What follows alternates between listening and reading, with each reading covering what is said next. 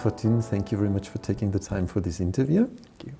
You're manager at the Sustainable Development Solutions Network. Could you provide me with a brief overview of the main activities of the network? So as you say, I work at the United Nations Sustainable Development Solutions Network, which is a global network of researchers and scientists that was set up in 2012 by the UN Secretary General at the time to mobilize knowledge and science around the Sustainable Development Goals. And at the moment, we have about 1,000 partner institutions that are organized in national, regional networks. And if I want to summarize what we do in SDSN, I would say we have three main programs of work. One is that we are a network, so we support local initiatives, activities happening in universities, research centers, streamlining the SDGs into research and the work of universities. The second is that we are a training center, so we have a program called the SDG Academy that provides training and online courses to students, but also to governments, private sector institutions, and other stakeholders interested into the topic. And the third big program of work is that we have our own research capacity within the Secretariat. So we're also a think tank in SDSN. And I would say here there's two major, let's say, research happening within the Secretariat. One is that we're doing a lot of work on long-term pathways, so setting pathways into the future and trying to see how can we get there. So working with researchers and various stakeholders, how can we model some of this and come up with results in 15, 20, 30 or 40 years. And the other one is the one that I coordinate in SDSN, which is the work related to data and monitoring, mainly of what countries are doing, so using outcome data, how are countries performing, and we do annually an SDG index in partnership with the Bertelsmann Stiftung. But we also track what cities are doing, and increasingly also what the private sector is doing also on the SDGs. What do we need to come from research to solutions?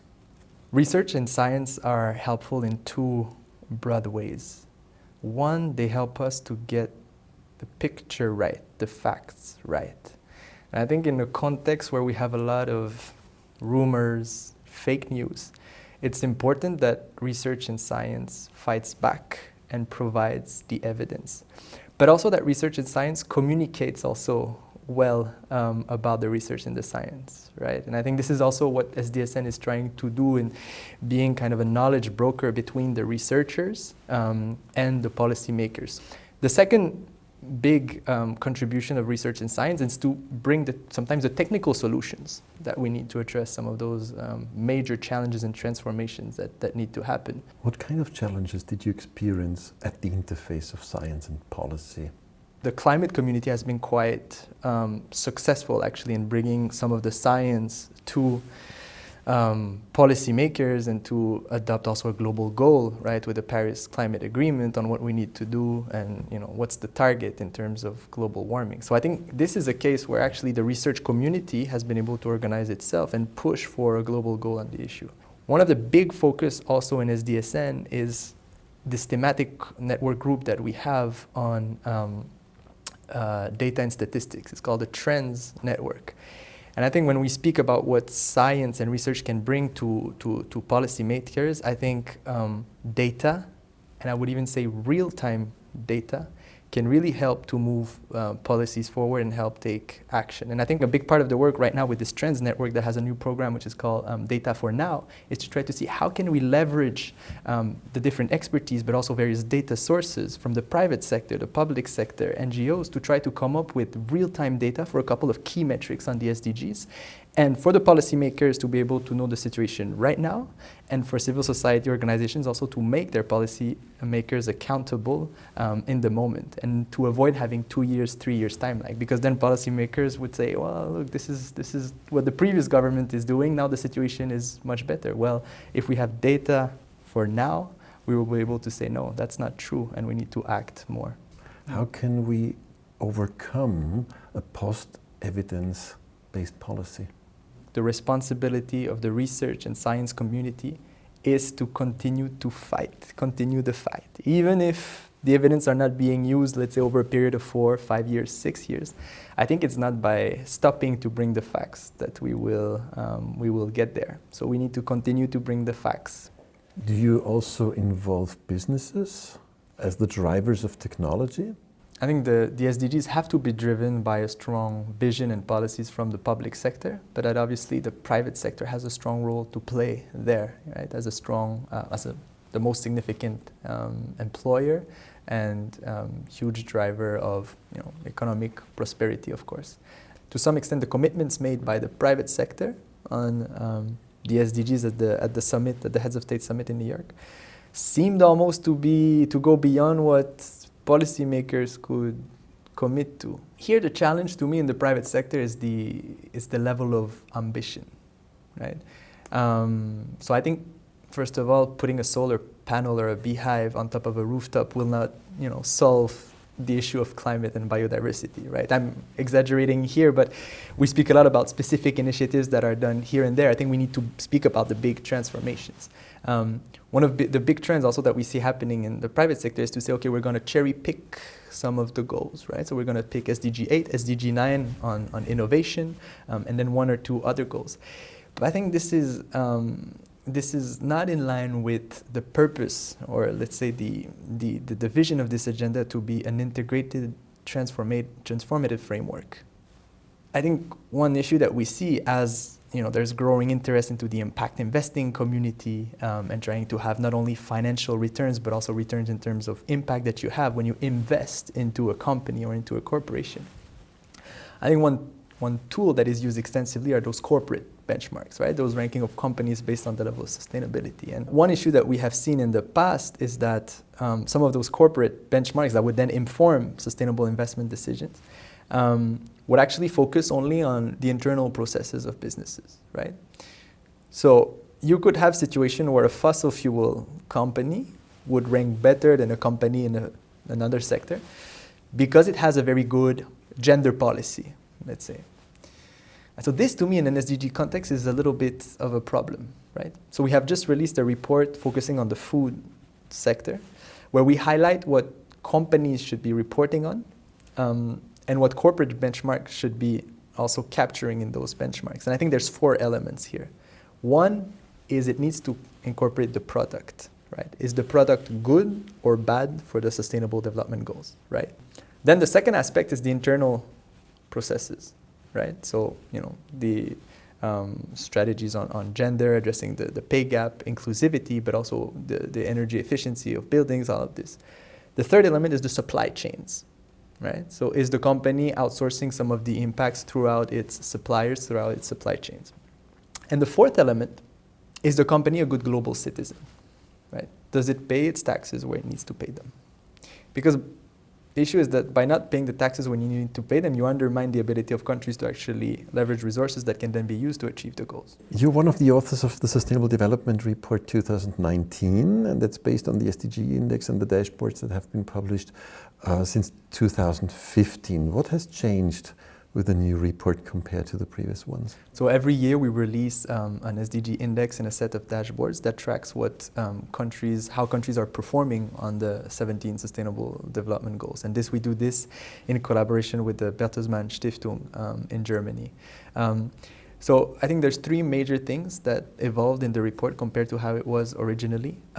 One is that we started by measuring distance to target, right? So the SDGs were adopted. Sometimes there are quantified targets attached to the objectives, sometimes there are not.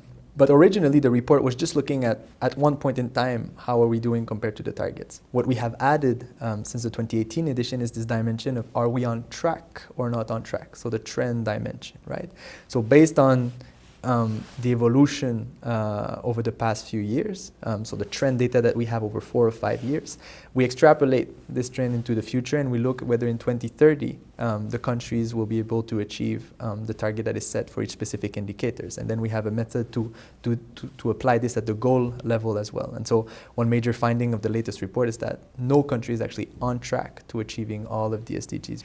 Then one second important evolution is that we have mainstreamed more strongly the issues related to leave no one behind and the issues of spillover effects. So I think the SDGs have a very important principle, which is to say that all the SDGs need to be achieved while leaving no one behind, right? And I think it's one thing to have very high life expectancy in a country, but if there's a large spread across the population, that's not so great, and that needs to be measured somehow. So we've integrated more measures that actually trap gaps across population groups in outcomes. So we continue to measure the outcomes, right? Life expectancy, learning outcomes, the feeling of being living into a secure environment, but we also add to that gaps across vulnerable population groups. So that could be gaps by income, rural versus urban, by gender, by age, and all other types of population groups. So this we have really strengthened our indicator set on the leave no one behind aspect, but also on the spillover effects, so effects that countries generate on other countries. So we have been tracking with researchers using very powerful tools, multi-regional input-outputs tables, for instance. How much is a country basically achieving the ambition of of reducing carbon emission, but by outsourcing some of these impacts abroad, right? So we see all those targets, and this is great, ambitious targets at the city level, national level towards climate neutrality, but if this is achieved by outsourcing cement and steel to another country and then re-importing the production to the country, that's in an SDG world where it's a global responsibility, this is not tolerable anymore. One final evolution, so the third evolution of the report, is that we have now taken the step of being audited independently by the European Commission Joint Research Center. Among your major findings in the report, one is that high-level political commitment to SDGs is falling short. How did you come to this finding as one of the main conclusions, and how could high-level political commitment be achieved in practice? We also do our own data collection on what countries are doing in practice in terms of government efforts to implement the goals. And so we track speeches that have happened from president, prime ministers, cabinet offices, but also the existence of strategies, coordination mechanisms, and all sorts of the data that we feel are good proxies to say these are the government efforts or the kind of the commitments that we see. And here we see that, for instance, most of the countries every year, a large majority, have had a statement by their president, their prime minister saying, oh, we are very dedicated to achieving the sustainable development goals, right? And then actually when we go to actually what's happening in practice, the evidence actually go in the opposite direction. There is a big opportunity for the EU to take the leadership on these issues. For the EU, it's really a strategic moment to think, how can we really be the leaders on this agenda and push a little bit all the countries around the world to do more on this issue. So I think the EU can work through the development cooperation and the multilateral forums, of course, so G7, G20, the high-level political forum, the UN General Assembly, all those platforms. One of the big messages that's coming up from our European report is to say that the EU has a lot of the tools in place, the mechanisms in place to really promote this agenda forward. Considering the emergency of the situation, I think the new Green Deal could be the cornerstone, as long as the objectives are the right one, the targets are the right one, and that there are processes that are put in place to ensure a fair transition, obviously.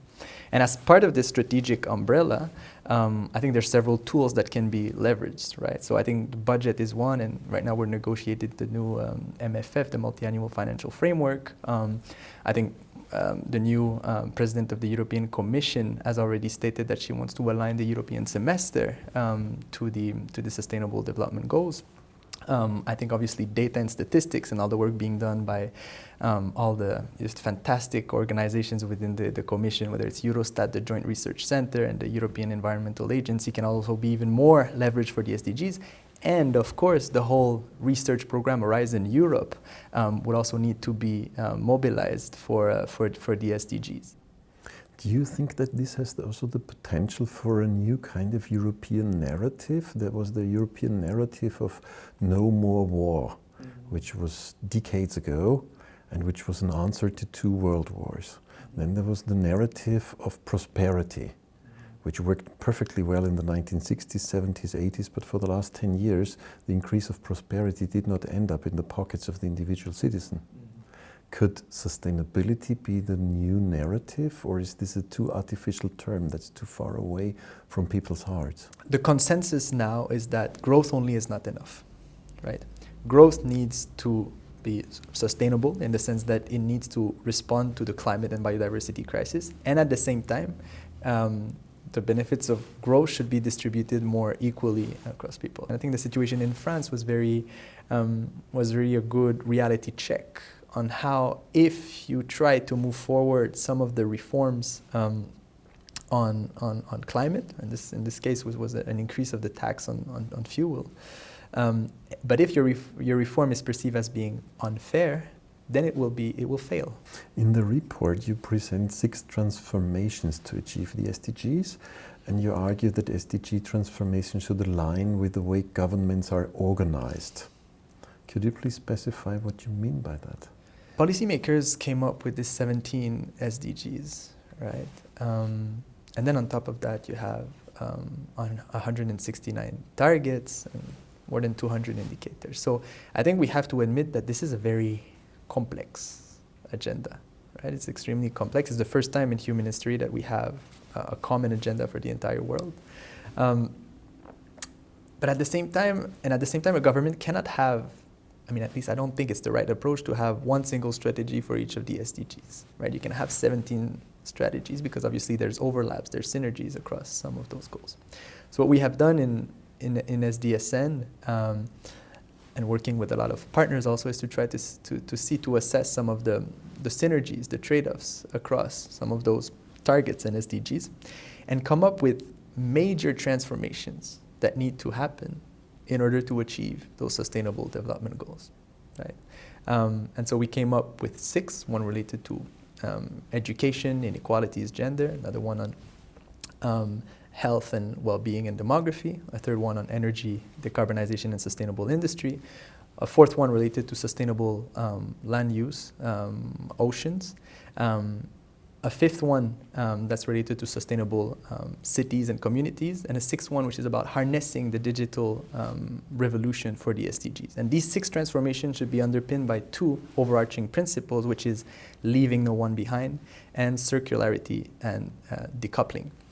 And so I think this framework, and we have seen similar frameworks coming up by the Global Sustainable Development Report, right? This group of researchers that produced a report taking stock of what research is saying, and they came up with entry points, which are relatively similar to the ones SDSN came up with. And I think what's also encouraging is to see an organization like the World Business Council on Sustainable Development that's working with the private sector that has also identified a set of programs of work which are also very similar to the transformations that are identified here. So I think we are starting to speak a common language when we start to speaking about transformation, and they allow also to start tracking what governments are doing on each of those transformations. The Agenda 2030, 10 more years to go. What are your expectations? What is your vision? What will happen during the next 10 years? The biggest challenge right now is to address this void in terms of or international governance around those issues. To me, my big hope is Europe. If Europe can step up to the challenge and really take this agenda to the next level, push other countries to do more, put those issues into all international conferences, events, into its strategic partnership all over the world, including with China, I think in this case we will achieve major transformations. Will that be enough to achieve fully the SDGs? I'm not sure, but at least we will make major breakthroughs in certain areas. So I put a lot of hope on Europe. This is very important to continue to feed policymakers with the right facts, the right data if we want to be successful. So I think the improvement in data and the improvement in outcome often go hand in hand. When we know more, we also do more and we act better. Thank you very much. Thank you.